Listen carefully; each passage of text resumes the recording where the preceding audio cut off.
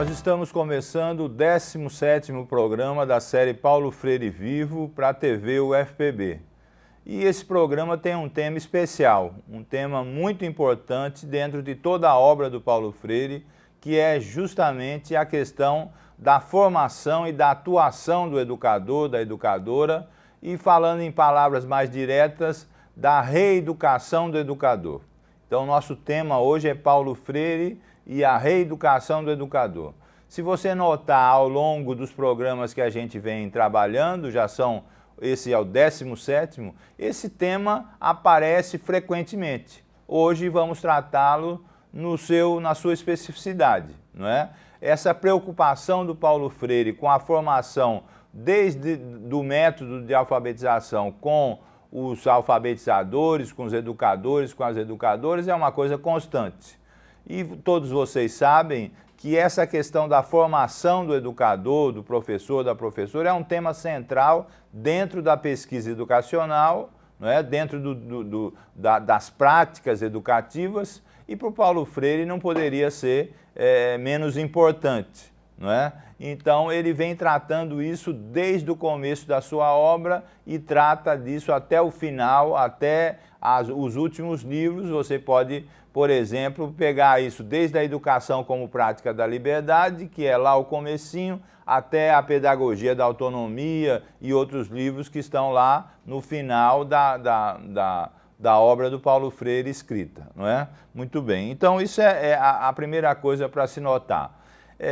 Num dos seus primeiros escritos, ele cita a terceira tese do Marx sobre Feuerbach, onde o Marx pergunta quem é que educa o educador, não é? Quem é que educa o educador? Na terceira tese das 11 sobre Feuerbach, Marx pergunta isso. E o Paulo Freire usa no começo essa citação, vamos dizer assim, mas desenvolve isso de maneira muito mais aprofundada. Uma das questões que a gente já olhou lá na pedagogia do oprimido é a questão do educador bancário e do educador problematizador, não é? Outra questão que se tem notória na obra do Paulo Freire quando se trata disso é a questão da diretividade da educação.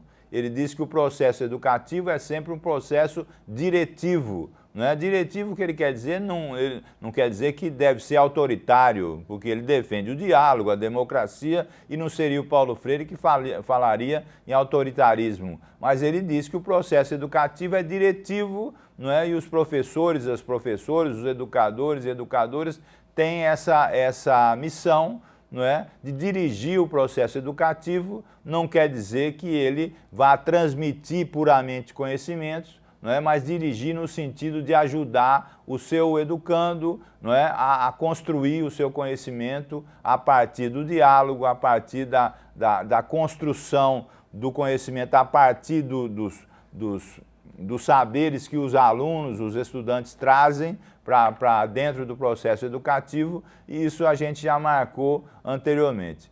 Eu nesse programa, vou destacar dois livros principais do Paulo Freire. São da série que eu podia chamar de livros dialógicos. Um deles é o livro muito importante chamado Medo e Ousadia, o cotidiano do professor. E um outro livro é Pedagogia, Diálogo e Conflito. Só por esses dois títulos, desses livros feitos com outras pessoas, no primeiro caso do Medo e Ousadia feito com o Ira Shaw, e no outro feito com o Moacir Gadotti e o Sérgio Guimarães, não é? O entendimento do Paulo Freire vem à tona no diálogo com essas pessoas, não é? Sobre a questão da diretividade da educação. No Medo e Ousadia, o Ira Shaw tem uma citação que eu gostaria de repetir aqui e que eu acho que é muito importante. Ele diz assim: o professor veja só como ele diz, o professor é inevitavelmente responsável por iniciar o processo e dirigir o estudo. A escolha dos objetivos torna impossível a neutralidade.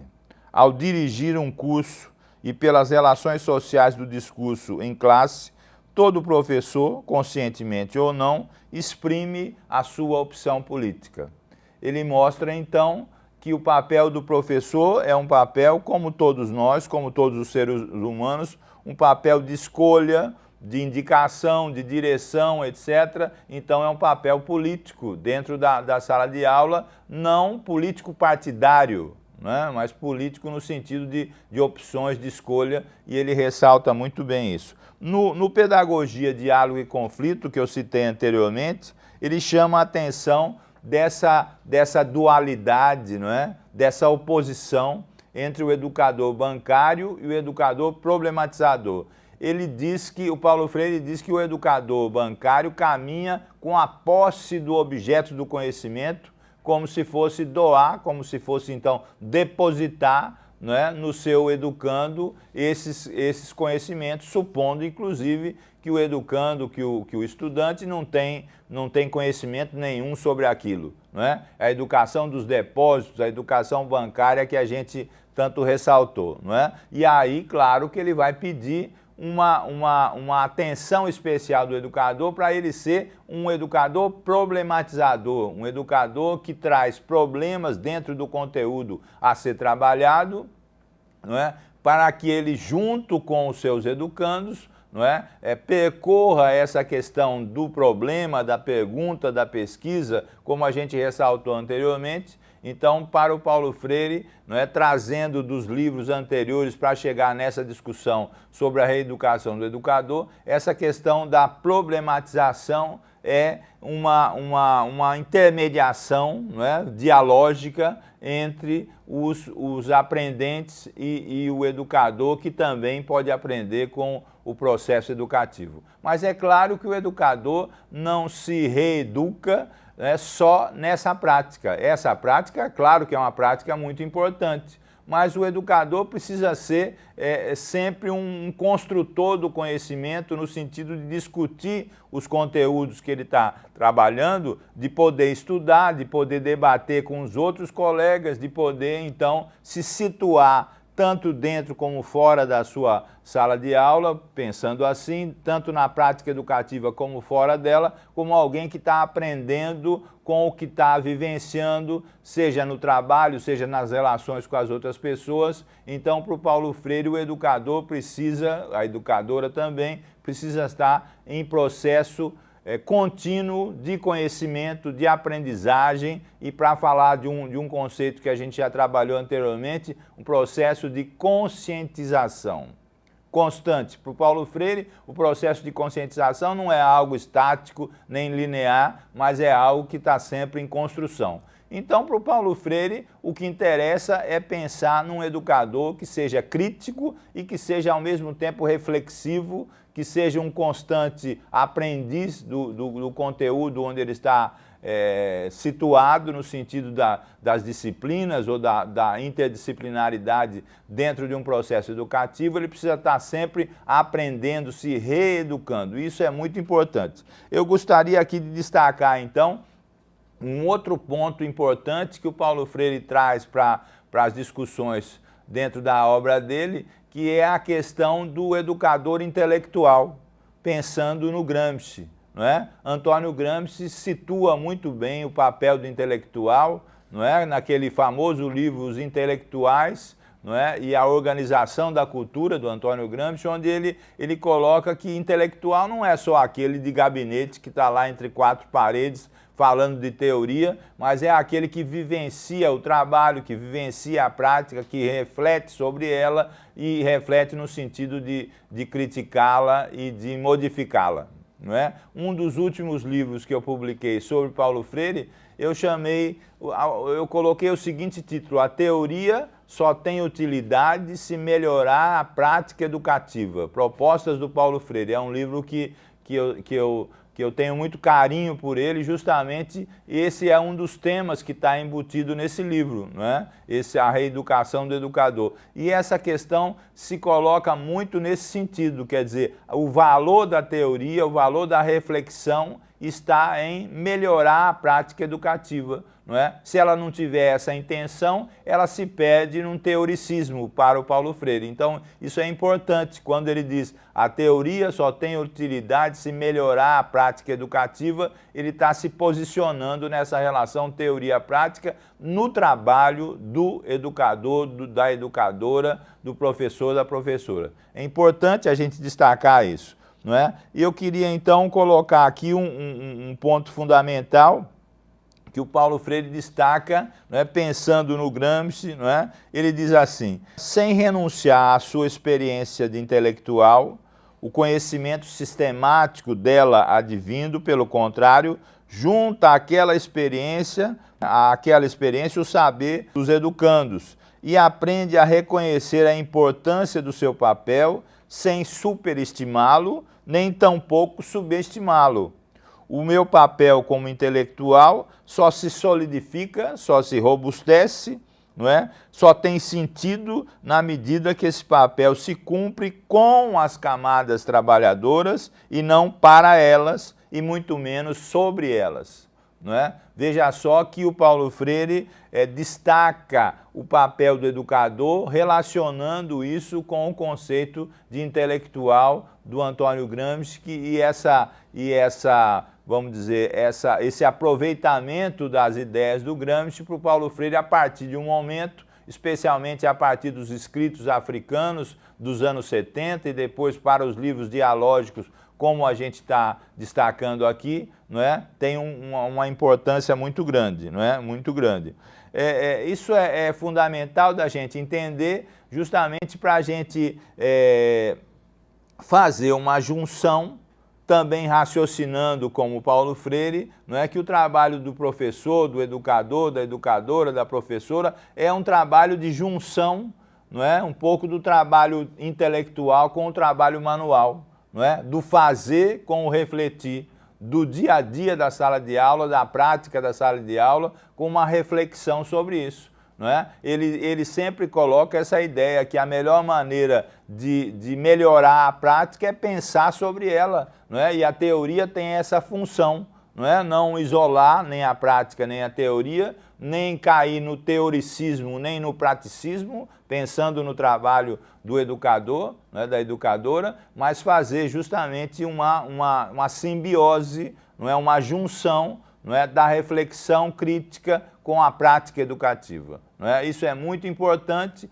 e é nessa junção da prática educativa e da reflexão sobre ela para melhorá-la, não é? Que se estabelece para o Paulo Freire, não é? A reeducação do educador e da educadora. E você vê que essas ideias são muito importantes, são muito práticas e a gente continua a explorá-las no segundo bloco desse programa 17, Paulo Freire Vivo, para a TV UFPB.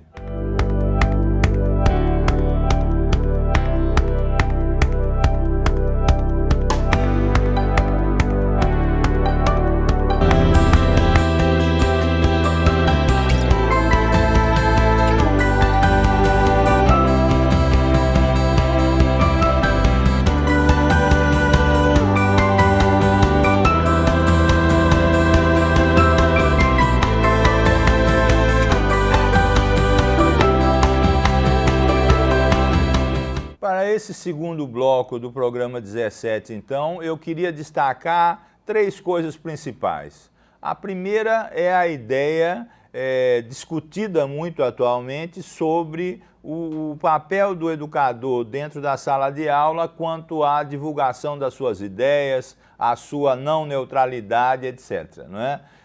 O Paulo Freire coloca isso com muita ênfase. Ele reconhece o tempo todo que o papel do professor, além de ter a competência técnica necessária para aquilo, é claro que isso é básico, não é? Ele tem também um compromisso político que ele expressa a favor disso ou daquilo e ele inevitavelmente coloca isso. Isso não significa para o Paulo Freire doutrinação, nem significa política partidária. Significa que é inevitável que os educadores e as educadoras se posicionem sobre o conteúdo que estão ministrando,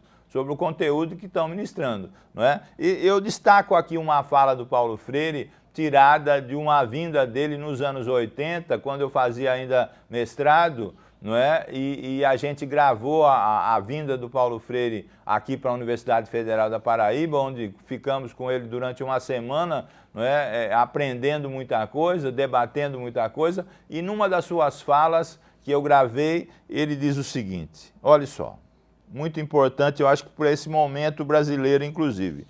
Aqueles e aquelas que dentro da universidade optam pelas classes populares teriam como tarefa usar o espaço institucional para cumprir uma tarefa rigorosamente científica e não ativista.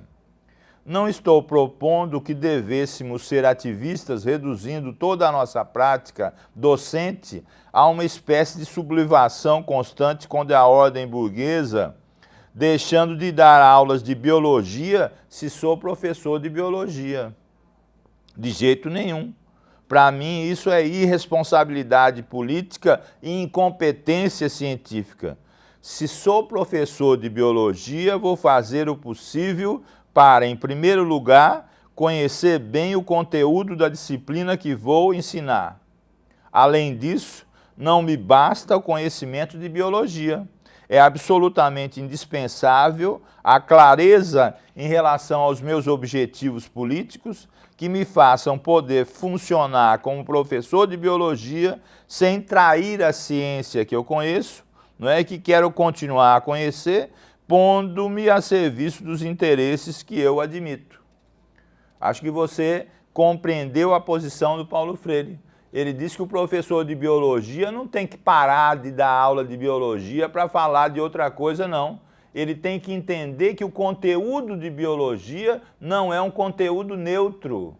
É um conteúdo sempre social, político, cultural. Está relacionado com a cultura, com a sociologia, com a política, com a educação de uma maneira geral. E nesse ponto, não é? Se eu vou falar, por exemplo, do ser humano, do corpo humano dentro de biologia, não é? É inevitável que eu entenda o corpo humano como alguma coisa que é social também, que é econômica, que é cultural, e isso é muito importante. Não é? Ele rechaça o papel ativista dentro da sala de aula e propõe sim que o educador seja um ente político, um sujeito político dentro do conteúdo que ele está ministrando, seja ele biologia, sociologia, matemática, linguagem, o que for designado para o seu trabalho.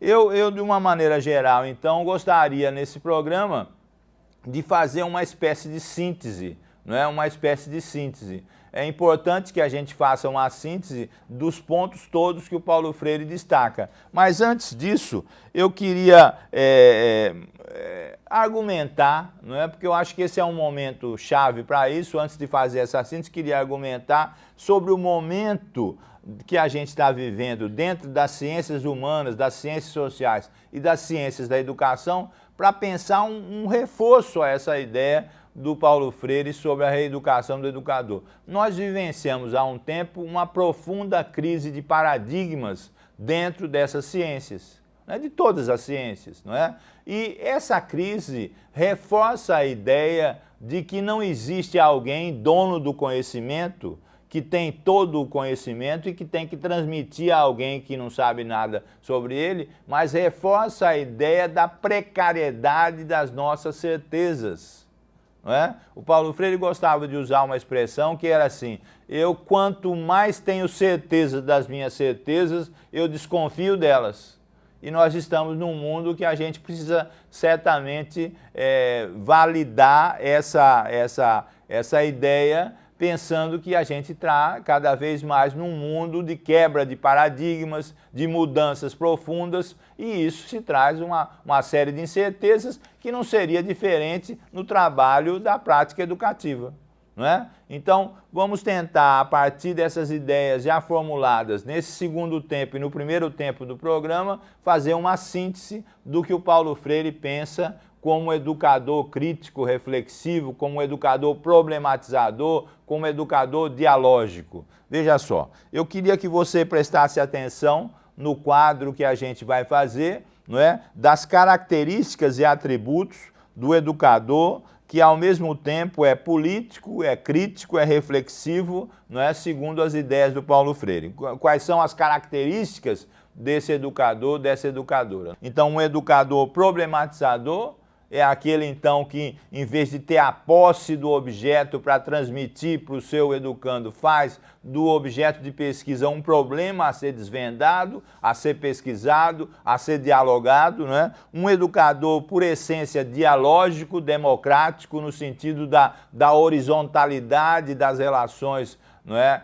Dentro da prática educativa, de ouvir e ser ouvido, de dialogar, de estabelecer, então, um processo de compartilhamento de conhecimentos, vamos dizer assim, com os seus educandos, com os seus estudantes, não é? Ele tem um papel de mediador na conquista do conhecimento, não é? Ele tem um papel político. Volto a dizer para o Paulo Freire, dentro da sala de aula ou fora dela, o educador não tem um papel de político partidário no sentido específico disso. Ele está falando do papel político de uma maneira geral, de opção, de escolha, de direcionamento do mundo, não é?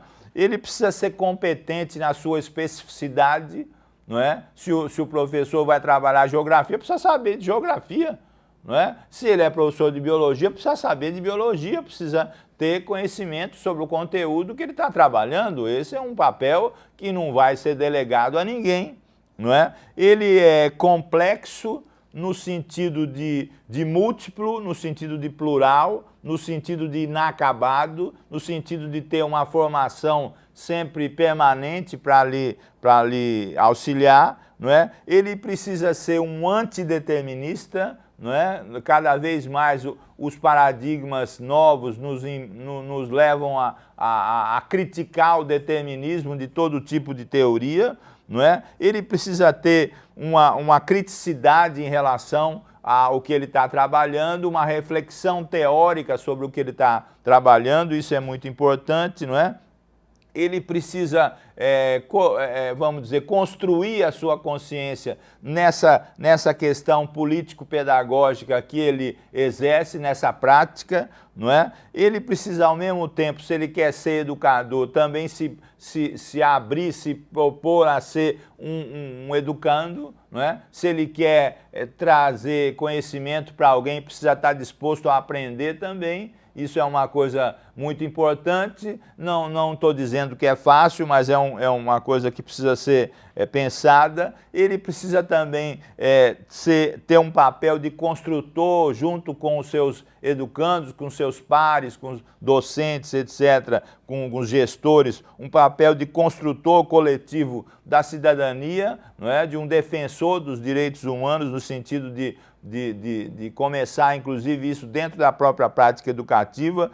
Como educador, como educadora, precisa ter uma rigorosidade científica dentro daquilo que ele trabalha, não é? Lembre que antes eu falei que o Paulo Freire defende essa ideia primária, que é o professor que vai dar aula de geografia, de biologia, saber o conteúdo, trabalhar o conteúdo. E aqui ele está propondo que ele seja rigoroso cientificamente, e para ser rigoroso cientificamente, ele precisa estar sempre estudando, ele precisa estar sempre conhecendo, participando de atividades de formação continuada e assim por diante. Não é?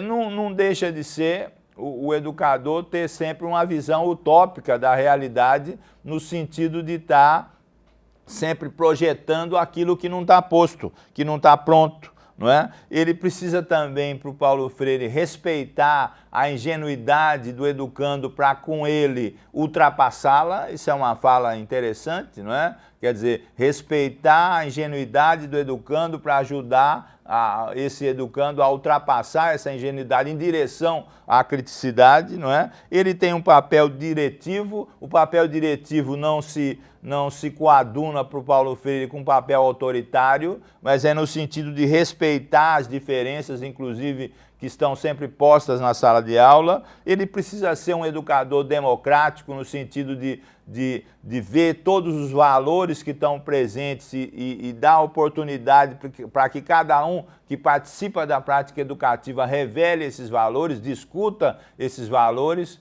Não deve impor sua posição, mas deve ser um educador no sentido democrático. Ele precisa também ser, para o Paulo Freire, um construtor da afetividade dentro da sala de aula, junto com a cognição e com valores humanos que perpassam a prática educativa. Ao mesmo tempo, ele precisa ser, como o Gramsci diz, um intelectual e um organizador do trabalho educativo, pedagógico, que também é um trabalho político. E, finalmente, aqui nessa característica dessa tabela que você está vendo, ele destaca a questão da autonomia, da esperança, da tolerância, ao mesmo tempo da indignação. Veja só essas características que o Paulo Freire destaca para o educador na sua prática educativa, seja ela na escola ou fora da escola. Essas características que a gente colocou nesse quadro, eu gostaria que você refletisse um pouco sobre elas. Claro que nós estamos num momento especial, na minha visão, de determinação do papel do professor, da professora, essas discussões que a sociedade brasileira está levando hoje, e as ideias do Paulo Freire, a meu ver, são muito importantes para se discutir, essas questões que estão tão atuais. Qual é o papel do professor, da professora, quais são as práticas que o Paulo Freire defende para os educadores, para as educadoras, nesse conjunto que a gente tentou expor para vocês aí. Vocês notaram nesse programa a importância que essa questão tem para o Paulo Freire. Como eu disse no começo, vem sendo construído ao longo de toda a sua obra, mas a gente quis dedicar todo esse programa especificamente para falar sobre a reeducação dos educadores. E é importante, mais uma vez, ressaltar os dois livros principais que eu destaquei hoje: Medo e Ousadia, o cotidiano do professor, Pedagogia, Diálogo e Conflito, que o Paulo Freire fez com outras pessoas, como eu chamo livro dialógico, e esses são livros recomendáveis para você fazer uma leitura sempre complementar, como a gente tem defendido em todos os programas que a gente faz aqui na TV UFPB. Mais uma vez eu agradeço e espero contar com a sua presença no próximo programa que a gente vai fazer no sentido do Paulo Freire vivo para a TV UFPB.